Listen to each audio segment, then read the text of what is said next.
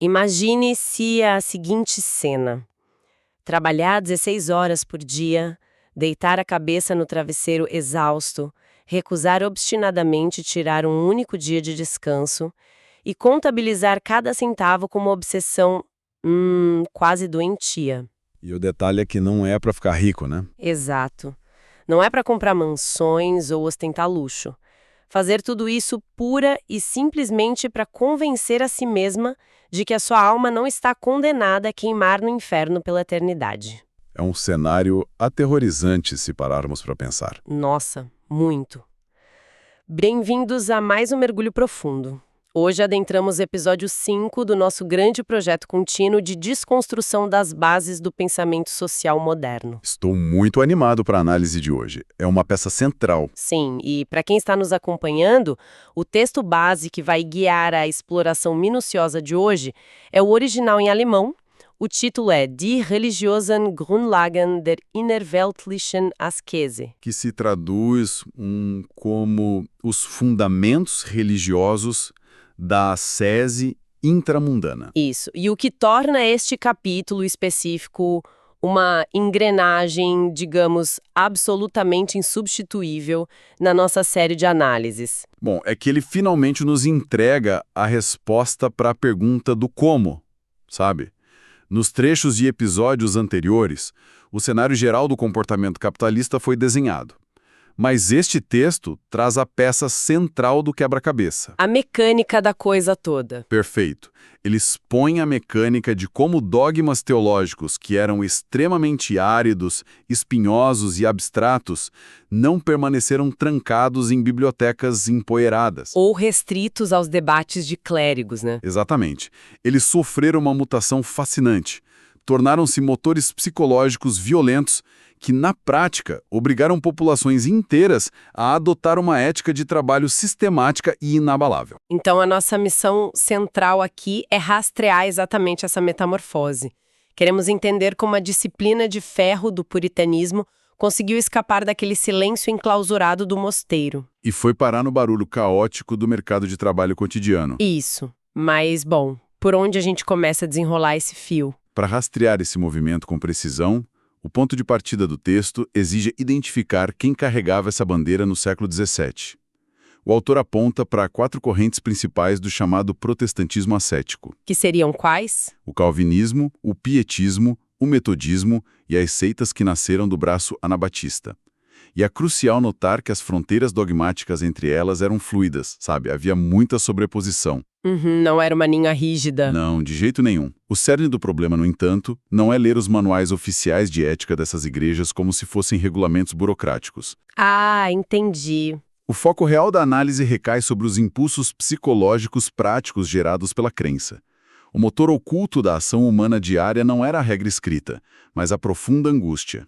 O terror e a esperança, né? Sim, o terror e a esperança que a teologia injetava na mente do fiel, dando uma direção férrea à sua conduta de vida. Paremos um segundo aqui, porque isso soa bastante contraintuitivo para uma mentalidade moderna. Como assim?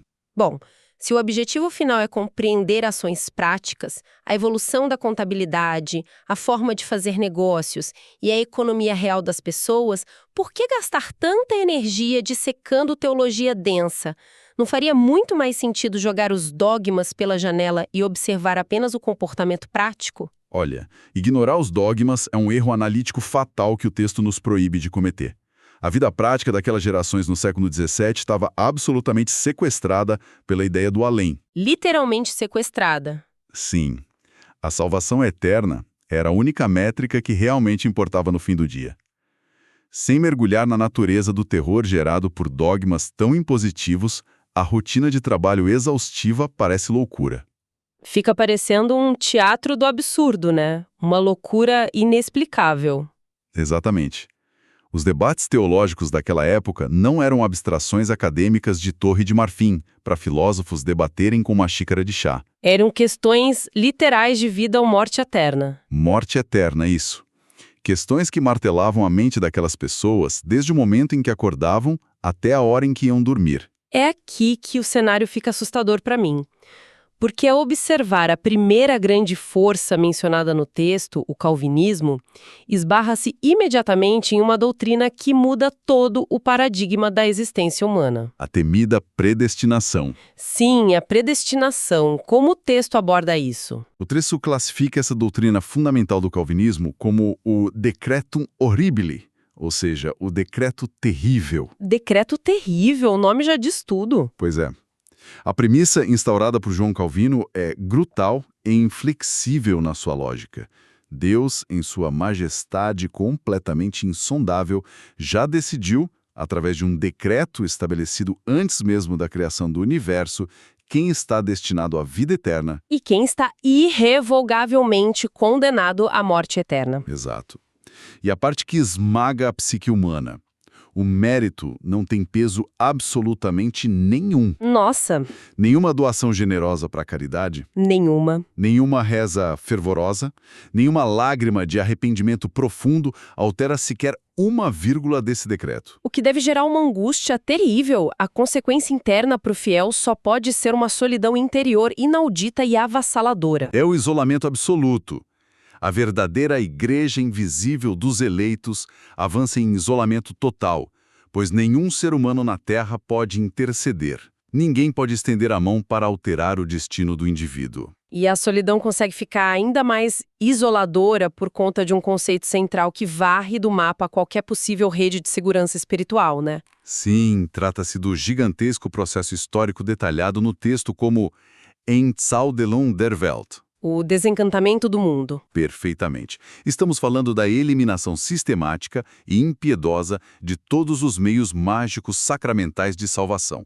Para o puritano estrito moldado por essa teologia, a magia do mundo acabou. Ou seja, não há padre ungido para dar absolvição dos pecados. Não há água benta, não há confissão que alivia a alma, não há rito ou cerimônia no leito de morte que possa influenciar o juízo final de Deus. Uau! O puritano calvinista chegou a extremos, certo? Isso apenas para garantir que nenhuma superstição insinuasse que um ritual terreno pudesse subornar a decisão divina. É a versão definitiva da existência sem firulas. Basicamente. Eles olharam para o catolicismo medieval com todo aquele incenso maravilhoso, os adornos de ouro, os santos padroeiros que serviam de advogados, E as infinitas segundas chances da confissão. e clicaram no botão de cancelar a inscrição. A sensação que se tem é a de que a humanidade foi colocada em um tabuleiro de xadrez onde o checkmate já foi declarado antes mesmo de as peças serem arrumadas na mesa. Uma ótima analogia. E o placar é completamente invisível. A regra principal diz que nenhum esforço colossal muda o desfecho, e a ausência total de sacramento significa que não há botão de pause. Nem ninguém para quem pedir socorro no meio da partida. Resta apenas um silêncio cósmico aterrador. Mas isso me obriga a fazer a pergunta óbvia. Se o decreto é inalterável e as ações não mudam o placar, por que não deitar no sofá e esperar o fim chegar? Essa é a grande questão. Por que isso não gerou uma geração inteira de nihilistas deprimidos? Qual é a lógica de trabalhar freneticamente se a vaga no céu ou no inferno já está preenchida com o nome da pessoa de qualquer maneira? Essa é a encruzilhada psicológica brilhante que o autor desvenda ao analisar a resposta pastoral da época. Imagine o nível de pânico. As congregações batiam a porta dos pastores em desespero profundo, questionando noite e dia. Como eu posso saber se sou um dos eleitos? Exatamente isso. Para evitar que a sociedade colapsasse nesse niilismo perigoso e na paralisia fatalista, a liderança pastoral forjou uma estratégia de aconselhamento genial baseada em 2 pilares. Quais seriam? Primeiro, tornou-se um dever cívico e religioso absoluto do indivíduo considerar-se a priori como um eleito. Duvidar da própria salvação não era uma fragilidade aceitável. Era classificado como uma tentação direta do diabo. Isso, um sintoma claríssimo de uma fé insuficiente. Segundo, e aqui está a chave, a ferramenta técnica prescrita para repelir essa dúvida e alcançar a chamada certitudo saltis. Que é a certeza psicológica inabalável da salvação. Perfeito. Essa ferramenta era a dedicação constante, metódica e incansável ao trabalho profissional. Chegamos então ao coração da engrenagem, a famosa Berufsarbeit. A Berufsarbeit, o trabalho profissional não como um castigo, mas como uma verdadeira vocação sagrada. E em sua forma mais dogmática. Para capturar a magnitude dessa reviravolta no comportamento humano, o texto propõe um contraste iluminador, não é? Sim, um contraste com a ética do leigo católico medieval. Aquele leigo católico vivia, moralmente falado, da mão para a boca. Havia um ciclo orgânico, compassivo e muito humano na sua relação com o sagrado. A pessoa cedia à tentação, cometia o pecado, sentia remorso. Ia até a igreja, confessava ao padre, cumpria a penitência estipulada e recebia a absolvição completa através do sacramento mágico. A conta cósmica zerava. A tensão era aliviada e o ciclo invariavelmente recomeçava semanas depois. Mas o puritano ascético não tem essa válvula de escape compassiva. Não existe esse botão de reiniciar. A conduta não pode ser uma montanha-russa inconstante de grandes pecados seguidos de grandes arrependimentos. Ela exige a construção de uma Werkheiligkeit, não é? A santidade das obras. Exato, a Werkheiligkeit. Isso significa que toda a conduta de vida precisa ser perfeitamente metodizada, unificada e constantemente avaliada. O que nos traz de volta à armadilha psicológica central. Trabalha-se sem descanso, constrói-se essa vida perfeitamente impecável e sem pecados aparentes, mas já sabemos que isso não compra passagem para o paraíso. Porque o decreto de Calvino é imutável. E é aí que o mecanismo da ascese se revela em sua plenitude. As boas obras, o controle metódico do tempo e o sucesso implacável no trabalho rigoroso não são o meio técnico de comprar a salvação eterna. Eles são o meio técnico de se livrar do medo sufocante da condenação. A lógica mental se inverte de uma forma impressionante. Como assim?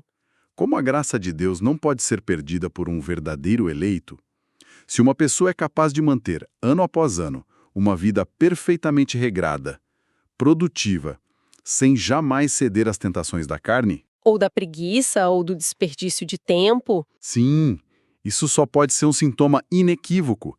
É a prova empírica visível de que a força divina já habita nela. O sucesso material e a disciplina não subornam Deus, mas anestesiam a ansiedade profunda do puritano. Provando ao seu próprio espelho e à sua comunidade que a condenação não é o seu destino.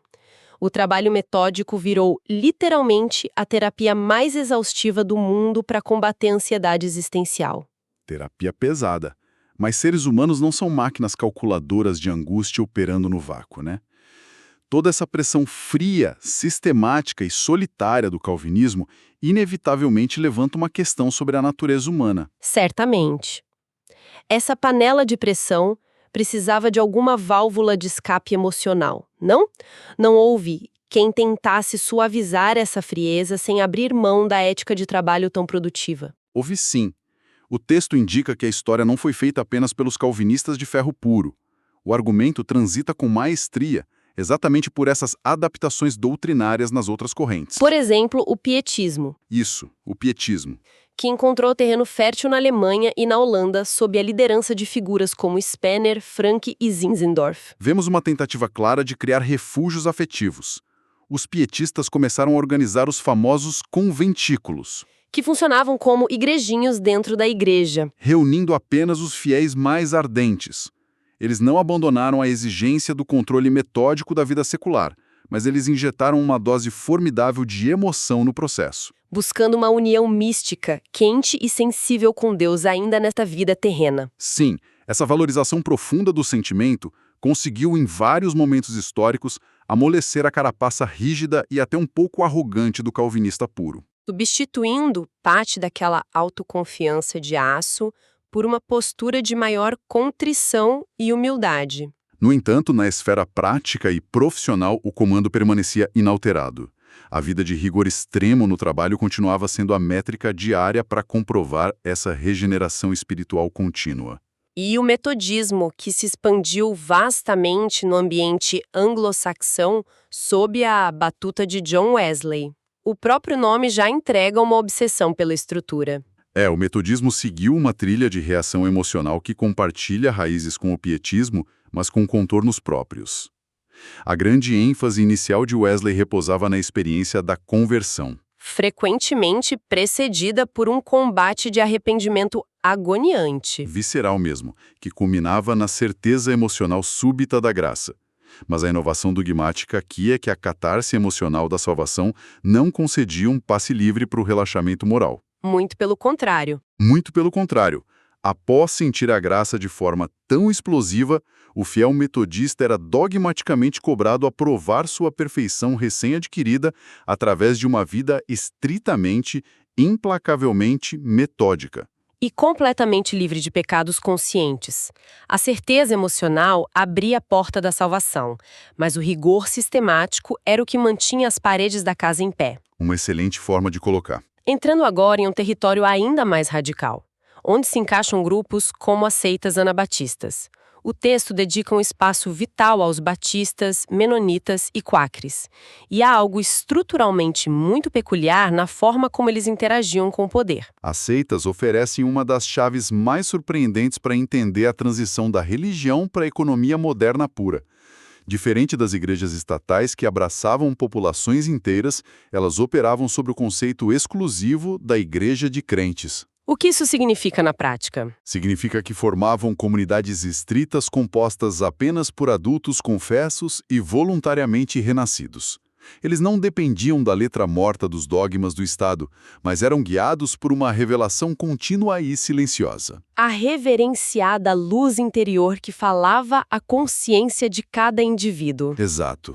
E aqui reside o grande trunfo analítico do capítulo. Ao levarem ao extremo o princípio de se separar do mundo corrupto, essas seitas assumiram posturas políticas radicais de não conformidade. Eles se recusavam terminantemente a portar armas, repudiavam qualquer participação na guerra. E negavam-se a prestar juramentos formais de lealdade aos governos e tribunais. A consequência direta e imediata. Ficaram sistematicamente excluídos de cargos públicos, de carreiras militares. Ficaram de fora da justiça estatal e de qualquer influência na vida política. E ao serem barrados da esfera do poder governamental, ocorreu um represamento de forças. Eles canalizaram toda a sua imensa energia vital, sua formidável capacidade de organização silenciosa e sua conduta metódica inteiramente para um único canal disponível. A vida econômica profissional livre. Exatamente. Sem o labirinto e as distrações da política e das cortes, o comércio e as finanças viraram o grande e exclusivo palco para a manifestação da santidade. O autor ilumina essa dinâmica através daquele famoso relato do Benjamin Franklin, né? A máxima de que a honestidade é a melhor política tem raízes inegáveis na postura pragmática dessas seitas pacíficas. Sim, no mercado repleto de incertezas, a probidade inabalável do Quaker não era mais apenas uma virtude religiosa admirável. Tornou-se a fundação de um sistema de crédito confiável e a base de negociações comerciais seguras. Isso revela uma ironia histórica simplesmente brilhante. Com certeza. Pense-se num grupo de indivíduos que olhava para a riqueza material, desenfreada, para o status e para o poder político com profunda desconfiança. E eles acabaram pelo simples fato de tentar se isolar pacificamente, inventando a base comportamental do capitalismo de mercado eficiente. A recusa radical do conforto e da ostentação virou quase que acidentalmente o diferencial competitivo mais letal de toda a economia moderna. É impressionante. A honestidade austera e o cumprimento fanático de contratos eram a melhor estratégia de construção de marca, antes mesmo de a palavra marketing ser inventada. E essa ironia primorosa nos conduz diretamente ao desfecho lógico e à amarração final deste bloco de argumentação. A superestrutura teórica inteira que estávamos desbravando gira em torno de uma divisão fundamental na compreensão humana. A fronteira intransponível entre o status naturalis e o status gratia. Perfeito. O status naturalis é o estado puro da natureza caído. Descreve o ser humano refém, escravo de impulsos repentinos, paixões irracionais e de sua própria condição de pecaminosidade inerente. Em contrapartida, o status gratiae, o estado de graça iluminado. A revolução está no fato de que o estado de graça deixou de ser algo que a igreja institucional podia garantir e distribuir magicamente por meio de rituais encomendados. Ele passou a exigir, do próprio indivíduo, uma ruptura contínua, desgastante e definitiva com a irracionalidade. O cristão precisava extirpar os impulsos animais e se tornar um instrumento ativo, frio e racional nas mãos de Deus, com o único propósito de promover a glória divina no mundo material. Mas, historicamente falando, a própria palavra ascese sempre evocou imagens muito específicas de abandono do mundo. A mente imagina imediatamente o eremita no deserto, comendo raízes. O monge medieval que faz um voto vitalício de silêncio absoluto, né? Exato, que se tranca atrás dos grandes muros de um mosteiro exatamente para fugir das tentações vis do comércio, do lucro e das praças públicas cheias de gente. O que nós estamos descrevendo agora é uma inversão completa de vetor dessa energia. É exatamente a narrativa da grande metamorfose épica que dá título ao capítulo. É o momento do nascimento prático da Die innerweltliche Askese. A ascese intramundana. A grande revolução não foi destruir o conceito de ascese, mas sim descolar a ascese do isolamento espacial. O protestantismo ascético, de certa forma, bateu a porta imensa do mosteiro por fora e invadiu as ruas de pedra das cidades agitadas. Ele não pedia mais que os fiéis excepcionais abandonassem o mundo material para serem santos nas montanhas. Pelo contrário. Ele passou a exigir severamente que o mundo caótico e cheio de negócios fosse vivido e administrado de forma impecável, meticulosa e extremamente racional por todos os cristãos, do sapateiro ao banqueiro. A nova ordem existencial era permanecer imerso dentro do mundo, mas não viver para o mundo. A imagem que isso forma na mente tem uma força visual tremenda. Muito forte. A antiga e austera ascese trocou finalmente o hábito puído de lã de monge por roupas civis comuns de algodão. Ela desceu do topo silencioso da montanha sagrada, entrou no centro da cidade, agarrou com força um livro-caixa, uma caneta tinteiro e decidiu transformar cada hora de vigília do dia num ato de controle religioso. Sim, o processo fez com que a contabilidade financeira das empresas e a contabilidade invisível da salvação da alma se fundissem de um jeito que nunca mais pôde ser separado. A loja e o escritório se tornaram a nova cela espartana do mosteiro, onde a salvação precisava ser conquistada por meio do suor do rosto todos os dias. E ao olharmos para trás em toda a complexidade incrível e na densidade analítica que enfrentamos neste trecho, é possível cristalizar 3 aprendizados colossais, que servem de vigas de sustentação para todo o edifício teórico que continuaremos explorando. Quais seriam os 3? O primeiro é a dura constatação histórica de que dogmas teológicos intrincados e aparentemente distantes da vida real, como a aterradora doutrina da predestinação inalterável, provaram não ser meras notas de rodapé de livros de teologia. Eles atuaram como combustíveis psicológicos implacáveis, sendo a matriz direta que ditou a forma massiva como milhões de pessoas conduziam suas rotinas seculares. O segundo aprendizado reside no curioso mecanismo de cura para o desespero. O desencantamento profundo do mundo jogou a população em uma solidão insuportável, forçando o ser humano a buscar, freneticamente, a certitus salutis, a certeza inquebrantável da própria salvação. O esforço monumental no trabalho ininterrupto não era visto por eles como o pagamento que comprava o acesso ao paraíso, mas sim como a única prova visível capaz de refletir a presença da graça invisível. Exato, para afugentar o pânico paralisante da condenação eterna. E o terceiro, que redefine a fundação do mercado, é a extraordinária transferência do foco da vida religiosa intensa. O rigor quase inumano que por séculos foi exclusividade dos monges enclausurados sofreu um transplante forçado. Foram transplantados para a vida profissional corriqueira, parasitando as rotinas do alfaiate, do marceneiro, do banqueiro. O mundo civil foi efetivamente convertido em um impiedoso tribunal diário de produtividade moral, o que, sem dúvida alguma, culmina na grande e desconfortável provocação final que liga este estudo de origens profundas ao nosso presente exato. É a parte que mais nos atinge hoje, né? Com certeza. Pense-se por um momento na cultura corporativa moderna. Vive-se em uma cultura global de hiperprodutividade compulsiva, de otimização obsessiva de cada minuto acordado, onde o tempo livre muitas vezes gera um profundo sentimento de culpa moral em vez de proporcionar descanso. É uma cobrança brutal. A provocação que emerge silenciosa das entrelinhas deste texto é inquietante. Se a raiz primária da nossa metodologização do tempo e do culto cego ao trabalho incessante nasceu no século XVII como um escudo desesperado contra o terror de queimar eternamente no inferno... O que resta do nosso comportamento hoje? Exatamente. A civilização manteve quase intacta a pesada engrenagem da obsessão pelo trabalho, a cruel autocobrança por eficiência diária. Mas perdemos completamente pelo caminho o mapa teológico e a profunda crença religiosa que justificavam essas dores iniciais. Estaria a humanidade atual, na verdade, correndo até a completa exaustão emocional, em uma esteira ergométrica que foi ligada séculos atrás por terrores que nem compreendemos mais? Essa é a reflexão que fica. Estamos operando movidos por códigos invisíveis, desenhados por fantasmas de puritanos apavorados com o além. Mas agora, sem nenhuma expectativa de paraíso divino para compensar no final do expediente. Fica o grande desafio analítico para todos que acompanham essa jornada conosco.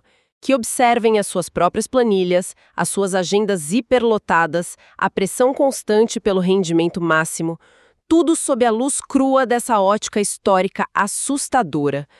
Façam suas anotações, revisitem as traduções complexas e reflitam com cuidado sobre o imenso peso dessa herança comportamental incrustada em nós.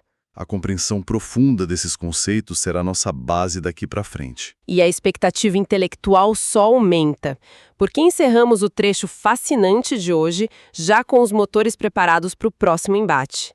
Na etapa seguinte deste longo projeto investigativo, presenciaremos o desenrolar lógico de todo esse caldeirão de angústia. Mergulhando num antecipado e célebre capítulo 2. Ascese e Kapitalistischer Geist. Desbravando finalmente as ligações maduras entre a ascese e o poderoso espírito capitalista. Até lá!